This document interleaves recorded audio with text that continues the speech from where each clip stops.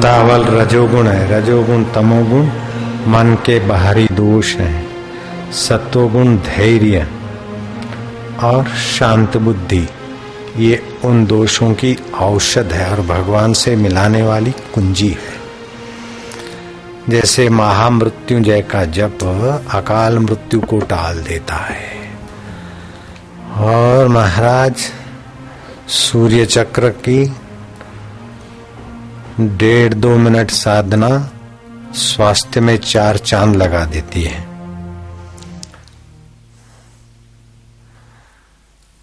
हालांकि सूर्य केंद्र को विकसित करने से ये प्राणायाम आदि जैसे पहलवान उब्बल और मुग्दल से कोई शक्ति नहीं पाता है, अपनी ही शक्ति उसकी सुसंगठित होती है। ऐसे ही आपके अंदर छुपी हुई परमात्मा की शक्ति ही सुसंगठित करने की व्यवस्था का नाम है योग साधना। ध्यान न आत्मनि पश्यति केचिद आत्मनि आत्मनः अन्य सांख्य योगेन कर्म योगेन चापरे। भगवत गीता 13वें अध्याय का 24वां श्लोक। कई मनुष्य ध्यान योग के द्वारा, कई सांख्य योग के द्वारा और कई कर्म योग के द्वारा अपने आप से अपने आप में परमात्मा तत्व का अनुभव करते हैं।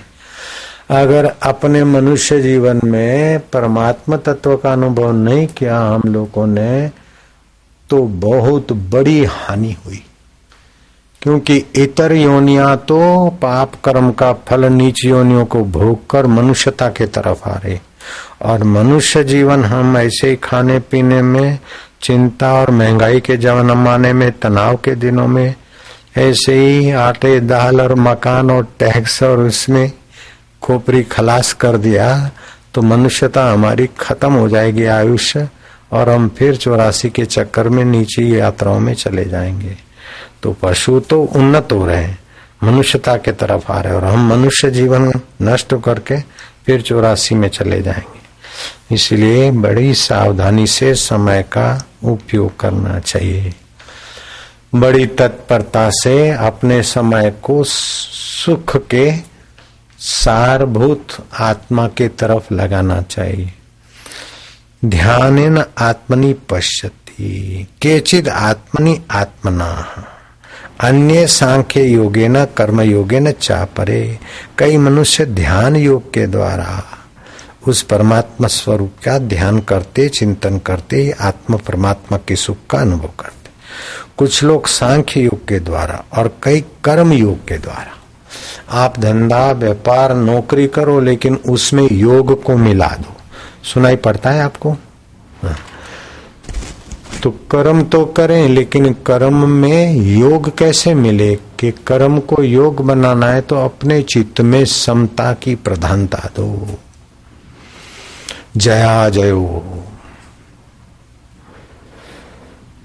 सम रहो युद्धस्व। युद्ध जैसे घोर कर्म में समता का आश्रय लेकर आदमी कर्म योगी हो सकता है।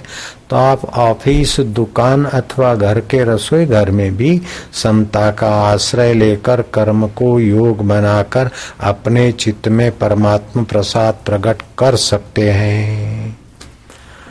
गीता उपनिषदों का सार और उपनिषदों वेदों का अमृत है, और श्री कृष्ण की रिफाइनरी से पसार हुआ उपनिषदों का अमृत।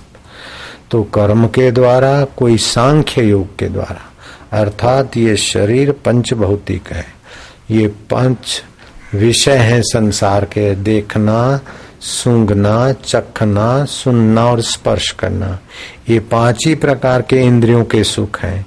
और 3 दूसरे हैं, मन की अनुकूलता और बुद्धि में जच जाना और अहम का रस आना। कुल मिलाकर अष्टधा प्रकृति के ये 8 सुख हैं। इन 8 सुखों में ही सारे जीव बंधायमान हैं। मनुष्य में एक बुद्धि की विशेषता है कि 8 सुखों की थोड़ी थोड़ी झलक जहाँ से आती है उस परम सुख परमात्मा में सम रह कर स्थित हो जाए। सुखम वा यदि वा दुखम स योगी परमो मता। सुखद परिस्थिति आ जाए तो कितने दिन रहेगी, अंदर प्रश्नवाचक लगा दो।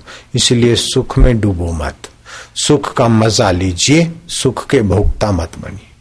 दुख आए तो दुख में डूबिए मत, दुख का मजा लीजिए, क्योंकि आया है, मेहमान है, वेलकम करो। दुख आया है वो सुख दे के जाएगा, सुख आया है वो दुख दे के जाएगा। आप दोनों के आने जाने का मजा लीजिए, दोनों से चिपक कर अपनी समय, शक्ति और मानवता का हरास मत कीजिए। दुख आया तो दुखी हो गए और सुख आया तो उसमें चिपक गए, तो ये तो कुत्ता भी जानता है। जलेबी देखी तो पूंछड़ी हिला दी और डंडा दिखाया तो पूंछड़ी दो पैर के बीच सीधी हो गई। तो सुखम वा यदि वा दुखम स योगी परमो मता। सुखद अवस्था हो चाहे दुखद अवस्था हो, लेकिन ये दोनों अवस्थाओं को देखने वाली एक चैतन्य अवस्था तुम्हारे आत्मा की है, उसकी स्मृति करके उसमें चले जाओ। जंगल में आग लगती है तो क्या होता है कि सियाने जानवर तालाब में खड़े हो जाते हैं, सरोवर में खड़े हो जाते पानी में, तो जंगल की आग उनका कुछ नहीं बिगाड़ती। तुलसीदास ने कहा, तुलसी जग में यूं रहो ज्यों रसना, मुख माई खाती घी और तेल नित फिर भी चिकनी नाई। आप जगत में ऐसा जीवन जीने की कला सीख लो, मजदूरी करने की जरूरत नहीं है, जोर जोर से चिल्लाने की, भजन गाने की बहुत जरूरत नहीं है। केवल युक्ति पूर्वक और प्रीति पूर्वक, युक्ति से संसार में रहो और प्रीति पूर्वक भगवान को जानो और उसका स्मरण करो। बस आसानी से आप सब दुखों के सिर पर पैर रखने की योग्यता ले आएंगे। और सुख, सब सुख आपके जेब की चीज है, चाहे आप अपने उपयोग में लाओ चाहे दूसरों को दो। हम क्या करते हैं कि हम सुखों के पीछे भागे जा रहे हैं और दुखों से बचते जा रहे हैं। आज तक दुखों से बचे नहीं और सुख टिके नहीं। मैंने कई बार कहा है कि धरती का एक आदमी, 550 करोड़ में एक आदमी यूं नहीं कह सकता कि मैंने फलाना काम दुखी होने के लिए किया था। बोल सकता है क्या? मैं फलाना काम दुखी होने के लिए करता हूं अथवा किया था? नहीं बोलेगा। समझदार नहीं बोल सकता है। बोल सकता है क्या? मैंने फलाना काम दुखी होने के लिए ही किया था? नहीं। कोई भी काम, मनुष्य तो क्या, पशु पक्षी जीव जंतु भी दुखी होने के लिए काम नहीं करते। कुछ भी जो भी करते सुखी होने के लिए ही करते, लेकिन सुख टिका नहीं और दुख मिटा नहीं, क्योंकि अष्टधा प्रकृति के सुख में ही हम सुखी होने की गलती करते हैं। अष्टधा प्रकृति के दुख से बचने के लिए हम लग रहे हैं, लेकिन जहाँ दुख की पहुंच नहीं और सुख बोना हो जाता है, उस परमात्मा समता में, परमात्मा प्रेम में, परमात्मा ज्ञान में हम आने की कला को भूल गए। फिर मंदिर जाने वाला भी यात्रा में लगा है, मस्जिद जाने वाला, चर्च जाने वाला, कर्म करने वाला, सब कर रहे हैं और सब के अंदर पूर्णता की कमी और अभाव खटक रहा है।